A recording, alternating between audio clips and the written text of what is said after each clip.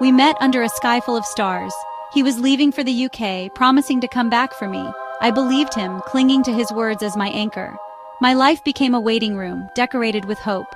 I turned down others, my heart locked away across the sea. My family worried as the years passed, but I defended him, and my choice. Each defense was a brick in my own prison. I was so busy protecting his promise, I didn't see I was sacrificing my happiness. My loyalty became a heavy cloak. I was the guardian of a dream turning into a nightmare. Friends and family couldn't understand my devotion. I was suffocating under the weight of waiting. The promise that once gave me hope became my prison.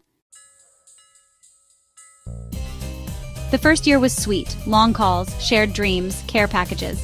The 5-year wait felt possible. But as time dragged on, calls grew shorter, excuses more frequent. My world shrank to the size of my phone screen. Missed birthdays, hollow messages, and his absence at my mother's funeral left me alone. I became an expert at pretending, hiding heartbreak behind a smile. The pain dulled, but never left. His absence was a cold void beside me.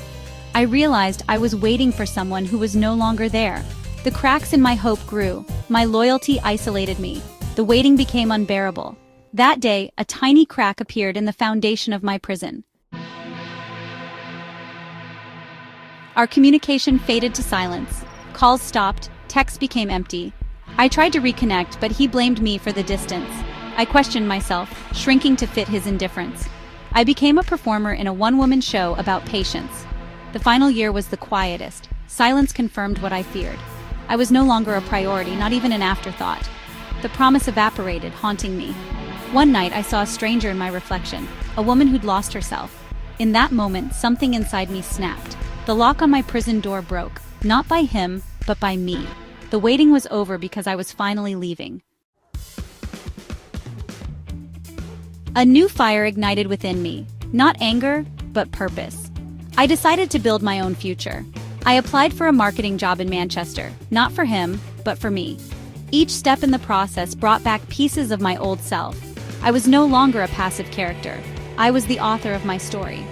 When the job offer came, I smiled, knowing I was enough. I packed my life, said goodbye, and left.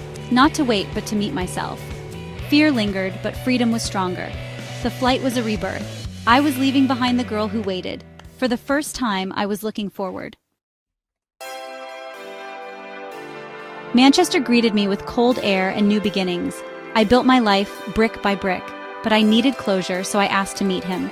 We met in a coffee shop. He was older, distant, the spark gone.